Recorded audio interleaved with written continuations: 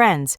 The subject of this address is the situation in Donbass and the course of the special military operation to liberate it from the neo-Nazi regime, which seized power in Ukraine in 2014 as the result of an armed state coup. Today I am addressing you, all citizens of our country, people of different generations, ages and ethnicities, the people of our great motherland, all who are united by the great historical Russia, soldiers, officers and volunteers who are fighting on the front line and doing their combat duty, our brothers and sisters in the Donetsk and Lugansk People's Republics, Kherson and Zaporozhye regions and other areas that have been liberated from the neo-Nazi regime. The issue concerns the necessary, imperative measures to protect the sovereignty, security and territorial integrity of Russia and support the desire and will of our compatriots to choose their future independently, and the aggressive policy of some Western elites, who are doing their utmost to preserve their domination and with this aim in view are trying to block and suppress any sovereign and independent development centers in order to continue to aggressively force their will and pseudo-values on other countries and nations. The goal of that part of the West is to weaken, divide and ultimately destroy our country. They are saying openly now that in 1991 they managed to split up the Soviet Union and now is the time to do the same to Russia, which must be divided into numerous regions that would be at deadly feud with each other. They devised these plans long ago. They encouraged groups of international terrorists in the Caucasus and moved NATO's offensive infrastructure close to our borders. They used indiscriminate Russophobia as a weapon, including by nurturing the hatred of Russia for decades, primarily in Ukraine, which was designed to become an anti-Russia bridgehead. They turned the Ukrainian people into cannon fodder and pushed them into a war with Russia, which they unleashed back in 2014. They used the army against civilians and organized a genocide, blockade and terror against those who refused to recognize the government that was created in Ukraine as the result of a state coup. After the Kyiv regime publicly refused to settle the issue of Donbass peacefully and went as far as to announce its ambition to possess nuclear weapons, it became clear that a new offensive in Donbass, there were two of them before, was inevitable, and that it would be inevitably followed by an attack on Russia's Crimea, that is, on Russia. In this connection, the decision to start a preemptive military operation was necessary and the only option. The main goal of this operation, which is to liberate the whole of Donbass, remains unaltered. The Lugansk People's Republic has been liberated from the neo-Nazis almost completely. Fighting in the Donetsk People's Republic continues. Over the previous 8 years, the Kyiv occupation regime created a deeply echeloned line of permanent defenses. A head-on attack against them would have led to heavy losses, which is why our units, as well as the forces of the Donbass republics, are acting competently and systematically, using military equipment and saving lives. Moving step by step to liberate Donbass, purge cities and towns of the neo-Nazis, and help the people whom the Kyiv regime turned into hostages and human shields. As you know, professional military personnel serving under contract are taking part in this special military operation. Fighting side by side with them are volunteer units, people of different ethnicities, professions and ages who are real patriots. They answered the call of their hearts to rise up in defense of Russia and Donbass. In this connection, I have already issued instructions for the government and the Defense Ministry to determine the legal status of volunteers and personnel of the military units of the Donetsk and Lugansk People's Republics. It must be the same as the status of military professionals of the Russian army, including material, medical and social benefits. Special attention must be given to organizing the supply of military and other equipment for volunteer units and Donbass People's Militia, while acting to attain the main goals of defending Donbass in accordance with the plans and decisions of the Defense Ministry and the General Staff. Our troops have liberated considerable areas in the Kherson and Zaporozhye regions and a number of other areas. This has created a protracted line of contact that is over 1,000 kilometers long. This is what I would like to make public for the first time today. After the start of the special military operation, in particular after the Istanbul talks, Kyiv representatives voiced quite a positive response to our proposals. These proposals concerned above all ensuring Russia's security and interests. But a peaceful settlement obviously did not suit the West, which is why, after certain compromises were coordinated, Kyiv was actually ordered to wreck all these agreements. More weapons were pumped into Ukraine. The Kyiv regime brought into play new groups of foreign mercenaries and nationalists, military units trained according to NATO standards and receiving orders from Western advisors. At the same time, the regime of reprisals throughout Ukraine against their own citizens, established immediately after the armed coup in 2014, was harshly intensified. The policy of intimidation, Terror and violence is taking on increasingly mass scale, horrific and barbaric forms. I want to stress the following. We know that the majority of people living in the territories liberated from the neo-Nazis, and these are primarily the historical lands of Novorossiya, do not want to live under the yoke of the neo-Nazi regime.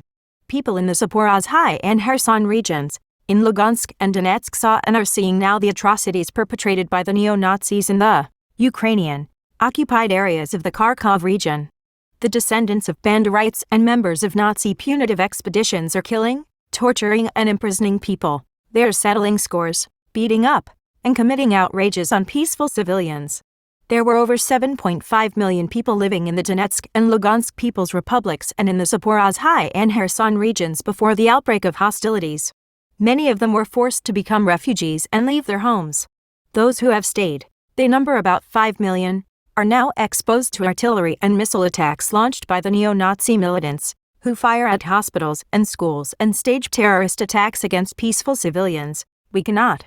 We have no moral right to let our kin and kith be torn to pieces by butchers. We cannot but respond to their sincere striving to decide their destiny on their own. The parliaments of the Donbass People's Republics and the military, civilian administrations of the Kherson and Zaporizhzhia regions have adopted decisions to hold referendums on the future of their territories and have appealed to Russia to support this. I would like to emphasize that we will do everything necessary to create safe conditions for these referendums so that people can express their will. And we will support the choice of future made by the majority of people in the Donetsk and Lugansk People's Republics and the Zaporizhzhia and Kherson regions. Friends, today our armed forces, as I have mentioned, are fighting on the line of contact that is over 1,000 kilometers long, fighting not only against neo-Nazi units but actually the entire military machine of the collective West. In this situation, I consider it necessary to take the following decision, which is fully adequate to the threats we are facing. More precisely, I find it necessary to support the proposal of the Defense Ministry and the General Staff on partial mobilization in the Russian Federation to defend our motherland and its sovereignty and territorial integrity, and to ensure the safety of our people and people in the liberated territories. As I have said, we are talking about partial mobilization. In other words, only military reservists, primarily those who served in the armed forces and have specific military occupational specialties and corresponding experience, will be called up. Before being sent to their units, those called up for active duty will undergo mandatory additional military training based on the experience of the special military operation. I have already signed executive order on partial mobilization. In accordance with legislation, the houses of the Federal Assembly, the Federation Council, and the State Duma will be officially notified about this in writing today. The mobilization will begin today, September 21st. I am instructing the heads of the regions to provide the necessary assistance to the work of military recruitment offices. I would like to point out that the citizens of Russia called up in accordance with the mobilization order will have the status, payments and all social benefits of military personnel serving under contract. Additionally, the executive order on partial mobilization also stipulates additional measures for the fulfillment of the state defense order. The heads of defense industry enterprises will be directly responsible for attaining the goals of increasing the production of weapons and military equipment and using additional production facilities for this purpose.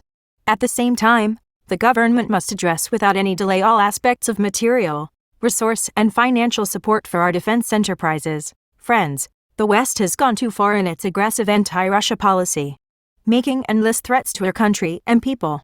Some irresponsible Western politicians are doing more than just speak about their plans to organize the delivery of long-range offensive weapons to Ukraine, which could be used to deliver strikes at Crimea and other Russian regions. Such terrorist attacks, including with the use of Western weapons, are being delivered at border areas in the Belgorod and Kursk regions. NATO is conducting reconnaissance through Russia's southern regions in real time and with the use of modern systems, aircraft, vessels, satellites, and strategic drones. Washington, London, and Brussels are openly encouraging Kyiv to move the hostilities to her territory. They openly say that Russia must be defeated on the battlefield by any means, and subsequently deprived of political, economic, cultural, and any other sovereignty and ransacked. They have even resorted to the nuclear blackmail. I am referring not only to the Western-encouraged shelling of the Zaporizhzhia nuclear power plant, which poses a threat of a nuclear disaster, but also to the statements made by some high-ranking representatives of the leading NATO countries on the possibility and admissibility of using weapons of mass destruction, nuclear weapons, against Russia. I would like to remind those who make such statements regarding Russia that our country has different types of weapons as well, and some of them are more modern than the weapons NATO countries have. In the event of a threat to the territorial integrity of our country and to defend Russia and our people, we will certainly make use of all weapon systems available to us. This is not a bluff. The citizens of Russia can rest assured that the territorial integrity of our motherland, our independence and freedom will be defended, I repeat, by all the systems available to us. Those who are using nuclear blackmail against us should know that the windrows can turn around. It is our historical tradition and the destiny of our nation to stop those who are keen on global domination and threaten to split up and enslave our motherland. Rest assured that we will do it this time as well. I believe in your support.